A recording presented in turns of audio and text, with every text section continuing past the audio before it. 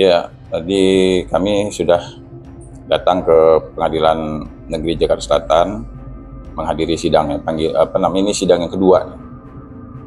Cuma tadi kami menelan lagi rasa kecewa kami karena ternyata Pak Kapolri tidak hadir. Andai kata CCTV itu begitu dibuka oleh pihak kepolisian dan isinya ternyata bisa membuktikan mengarah kepada 8 terpidana yang saat ini sedang menjalankan hukuman, saya meyakini pasti pihak kepolisian akan membuka seterang-terangnya.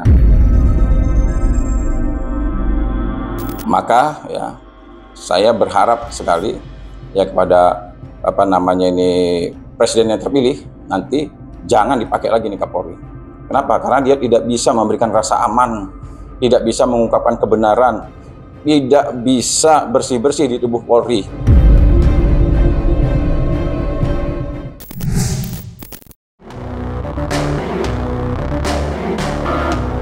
Agenda lanjutan sidang gugatan Herwanto Nurmansyah terhadap Kapolri Listio Sigit Prabowo kembali diselenggarakan kemarin. Namun sayang, layaknya agenda sidang perdana, pihak Kapolri lagi-lagi mangkir dari panggilan pengadilan dan tidak mengirimkan satu orang pun perwakilan. Tentunya, hal itu amat disayangkan oleh Herwanto yang merasa gugatannya mampu menjadi penerang yang menyingkap tabir gelap di kasus Vina. Tak tanggung-tanggung, Herwanto bahkan sampai meminta kepada Presiden terpilih Prabowo Subianto untuk tidak memilih Kapolri Listio Sigit dalam masa pemerintahannya nanti. Lantas, seperti apakah luapan kekecewaan Herwanto Nurmansyah kala ditemui pasca persidangan? Ya, tadi kami sudah datang ke Pengadilan Negeri Jakarta Selatan menghadiri sidang ini sidang yang kedua. Cuma tadi kami menelan lagi rasa kecewa kami karena ternyata Pak Kapolri tidak hadir, bahkan tidak juga mengirimkan perwakilannya untuk menghadiri sidang gugatan kami. Menurut saya sebenarnya ini menjatuhkan juga nama baik Kapolri. Kenapa beliau tidak datang? Kenapa mereka tidak mau menghadapi? Kita kan pengen terbuka. Saya berharap Pak Kapolri ini menjadi orang yang berada di kelompok orang yang berjuang mengungkapkan kebenaran. Karena berulang-ulang kali saya sampaikan, sekarang ini terkait dengan perkara Vina Cirebon ini, Indonesia ini dibagi dua kelompok. Ada kelompok yang berjuang sekuat tenaga untuk mengungkapkan kebenaran. Tapi di sisi lain ada juga kelompok yang berjuang sekuat tenaga berusaha menyembunyikan kebenaran. Nah, saya berharap lembaga-lembaga penegak hukum ini khususnya Kapolri sebagai ujung tombak dalam penegakan hukum beliau berada di kelompok orang yang berjuang untuk mengungkapkan kebenaran. Nah, kita lihat nanti faktanya ke depan seperti apa sikap Kapolri sampai dengan putusan nantinya seperti apa. Melapor ini selalu ada kepentingan hukum dan kepentingan keadilan. Tapi sekali lagi saya tegaskan andai kata sampai nanti putusan ini sampai putus dan para terpidana 8 yang sekarang ini tujuannya sedang menjalankan hukuman tidak juga merubah statusnya sebagai terpidana dan masih juga menjalani hukuman sampai CCTV dan handphone ini juga tidak dibuka, maka saya berharap sekali kepada presiden yang terpilih nanti jangan dipakai lagi nih Kapolri. Kenapa? Karena dia tidak bisa memberikan rasa aman, tidak bisa mengungkapkan kebenaran, tidak bisa bersih-bersih di tubuh Polri. Hancur nama institusi kepolisian kalau begini. Jadi saya berharap suatu saat sebelum masa kepemimpinan presiden ini berakhir, saya berharap Kapolri bisa mengungkapkan kebenaran. Ini saya masih menaruh harapan kepada Pak Kapolri. Bagi kami juga sikap terhadap apapun tindakan, adanya ketidakadilan, adanya kesewenang-wenangan itu adalah sebuah cita-cita hukum dan harus dijalankan. Bahwa ada kasus di Cirebon seperti Vina misalnya, kita harus bersikap. bahwa salah satu faktor yang harus penting dalam hukum itu adalah keadilan, penegakan keadilan. Nah, dalam hal ini Wasekjen yang kita minta untuk memberikan kontribusi lebih positif dan lebih banyak terhadap perbaikan-perbaikan dan mengungkap kasus ini sampai hakikat keadilan itu bisa betul-betul keluar. Ini KAI tentu juga ingin berkontribusi kepada negara untuk itu, dan Wasekjen paham betul bagaimana apa yang harus dilakukan. Sementara itu, keputusan pihak Kapolri untuk mangkir persidangan rupanya tidak hanya membuat Herwanto kecewa, tetapi juga membuatnya bertanya-tanya. Mirisnya, hal itu kini berkembang menjadi sebuah kecurigaan di benak Herwanto Nurmansyah. Pasalnya, ia curiga kalau mangkirnya pihak Kapolri hanyalah sebuah taktik dan strategi seperti yang terjadi dalam agenda pra-peradilan Peggy. Oleh karenanya, Herwanto pun langsung mengambil langkah cepat dengan mengajukan permohonan kepada pihak pengadilan untuk melanjutkan perkara ini bila pihak Kapolri kembali mangkir di persidangan berikutnya. Dan untuk itu, Ketua Barisan Advokat Bersatu sekaligus Wasekjen KAI itu telah mempersiapkan seorang saksi ahli, yakni Roy Suryo. Lantas, seperti apa rencana Herwanto untuk persidangan-persidangan berikutnya? Yang pertama, mereka kesulitan lah menjawab ya, karena faktanya sudah diketahui oleh umum bahwa CCTV dan handphone itu berada di penguasaan mereka. Dan mereka punya kewajiban untuk buka, itu satu alasan. Yang kedua, kemungkinan juga mereka tidak datang, kan mengulur waktu. Nah, cuma saya kasih batas waktu. Saya tidak mau nanti minggu depan, majelis minta waktu lagi untuk manggil, saya nggak setuju. Saya minta kalau minggu depan ternyata Kapolri tidak hadir, saya minta perkara tetap berjalan minggu depannya. Jadi pemeriksaan langsung, saya memberikan bukti dan saksi. Saya menghadirkan saksi ahli nanti. Nanti kalau seandainya saksi ahli sudah diperiksa, saya minta diputus perkaranya. Saya nggak mau lama-lama. Ya, saya tidak mau mereka menggunakan strategi dan taktik, nggak. Kalau kita menangani perkara ya, boleh kita menggunakan strategi dan taktik. Tapi kalau demi kebenaran dan keadilan, nggak boleh. Ya, boleh kita menggunakan strategi. Oh, saya menggunakan strategi. Sama kayak kemarin peradilan, pernah mereka nggak hadir kan? Ada dugaan mereka mau mempermainkan. Itu sebenarnya kurang etis. Karena perkara kita bicara kebenaran dan nasib seseorang, Egy Setiawan dulu. Nah, sekarang kita bicara nasib 7 terpidana loh di penjara. Seumur hidup loh, jangan main-main ini. Artinya sampai mereka mati, mereka di penjara loh. Nah, kalau kita bicara hati nurani, gunakanlah hati kita. Apakah kita tega ya membiarkan ada orang di penjara ya seumur hidup sementara kita mengetahui kebenarannya? Langkahnya sebenarnya produktif semuanya nih. Lapor-melapor itu produktif. Tujuannya apa? Membuat semakin terang persoalan di masa lalu. Gitu. Jadi itu jadinya. Jadi nggak apa-apa. Kami meminta pengadilan itu memutuskan memerintahkan ya tergugat dan penggugat membuka CCTV itu di muka persidangan dan disaksikan oleh umum. Nah, kenapa kami tidak minta bahwa kami bisa membuka? Enggak. Kami khawatir juga kalau seandainya kami buka, ternyata kan isinya juga tidak sesuai dengan apa yang diinginkan oleh masyarakat kan. Jadi untuk menghindari prasangka buruk masyarakat, ya, jangan sampai juga nanti masyarakat ternyata menduga kami ada main-main kan. Nah, kami minta itu diperintahkan oleh pengadilan kepada kami, baik penggugat maupun tergugat, untuk membuka dan menyaksikan apa isi dari handphone dan CCTV. Nah, nanti kita komunikasi dengan ahli IT. Saya juga sudah mulai WA sama Mas Roy Suryo kan. Nah, kalau memang diperlukan ahli IT, ya kita hadirkan ahli IT. Kita buka di sana. Kita saksikan secara bersama-sama. Ya geli. Saya geli lihat pengacara-pengacara yang cari panggung itu. Supaya kelihatan hebat, dia ngomong sembarang kali aja, kadang-kadang sudah di luar prosedur hukum. Supaya kelihatannya kayak, wah dia ngomongnya sembarang, padahal nggak berbobot sama sekali. Ya, jadi saya sangat berpesan juga kepada majelis hakim ya, gunakanlah hati.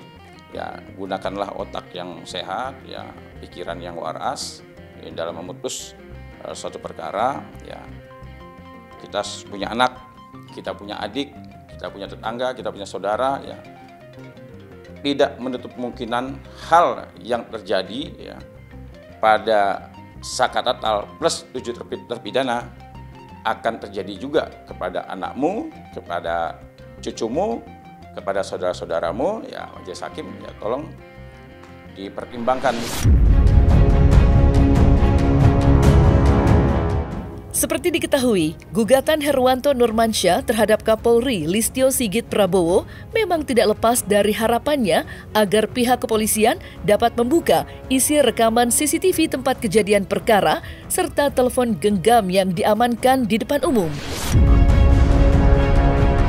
Mengingat hingga 8 tahun berjalannya kasus ini, bukti-bukti itu diduga ditutup rapat oleh para penyidik. Hal itu tentunya menggulirkan sebuah tanda tanya besar di benak masyarakat Indonesia tentang apa sebenarnya isi dari 2 instrumen bukti yang terus digembar-gemborkan oleh Herwanto. Lantas, benarkah Herwanto menduga pihak kepolisian akan dengan senang hati membuka bukti-bukti itu apabila isinya menguatkan klaim mereka jika para terpidana merupakan pelaku yang sebenarnya?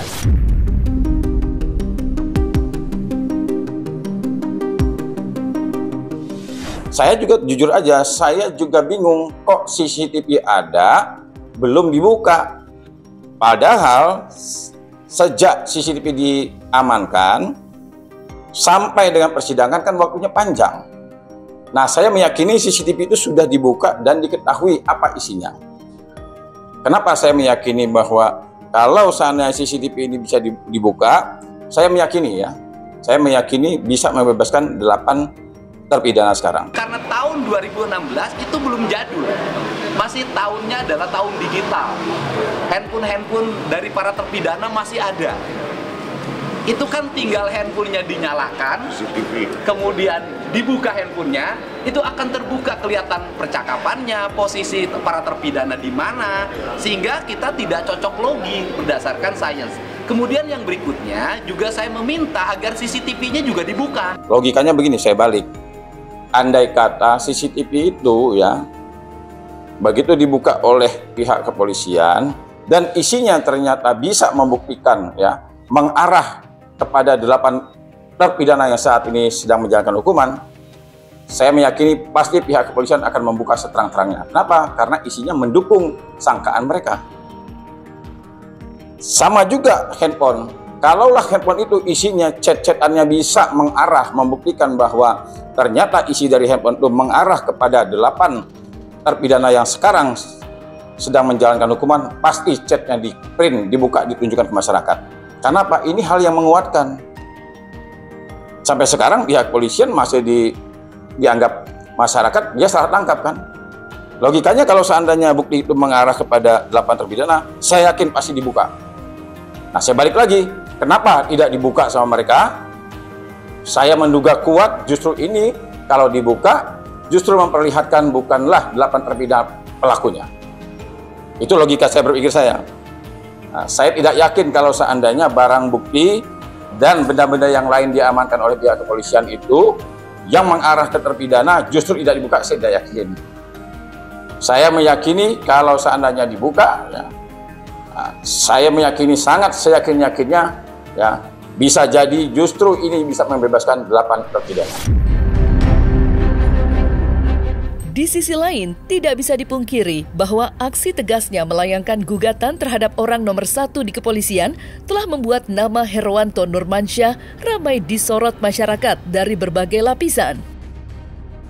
Tentang mengapa Herwanto Nurmansyah yang sejatinya tidak terlibat langsung dalam kasus itu harus mengambil langkah masif seperti yang ia lakukan sekarang.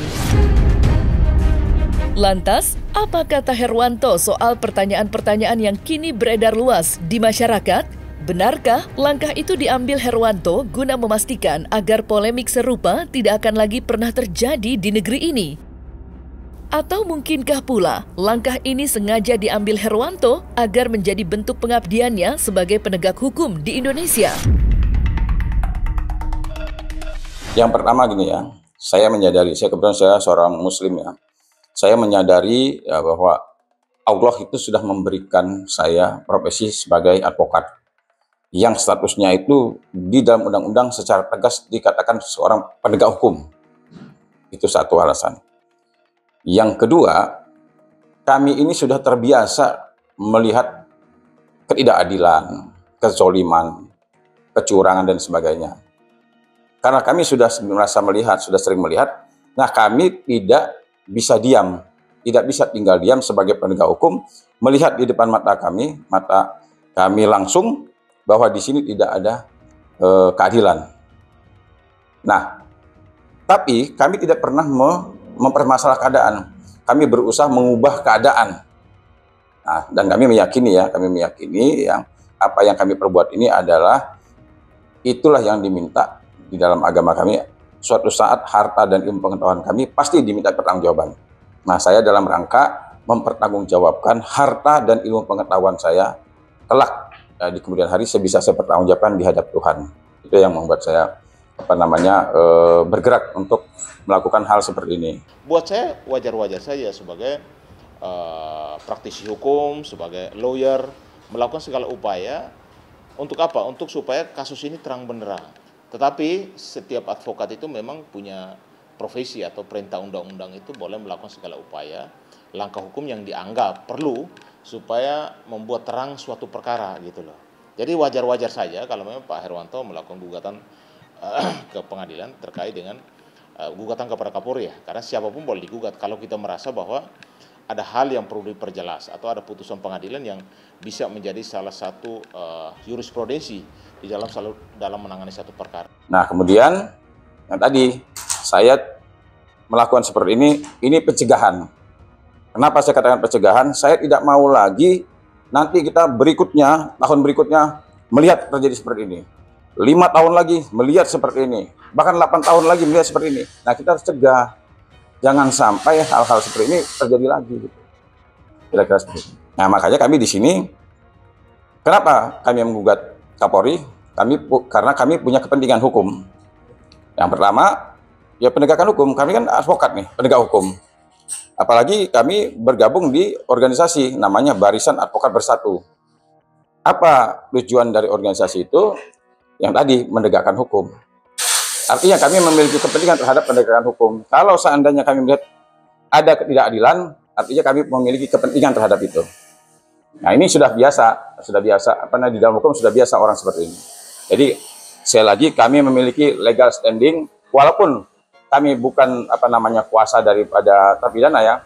Tapi kebetulan salah satu kuasa hukum dari Sakadal kan saya masuk nih. Nah, cuman dalam perkara ini saya tidak mewakili Sakadal, mewakili organisasi advokat. Jadi saya punya kepentingan juga di situ. Selain daripada penegakan hukum, saya juga kan membela Sakadal juga.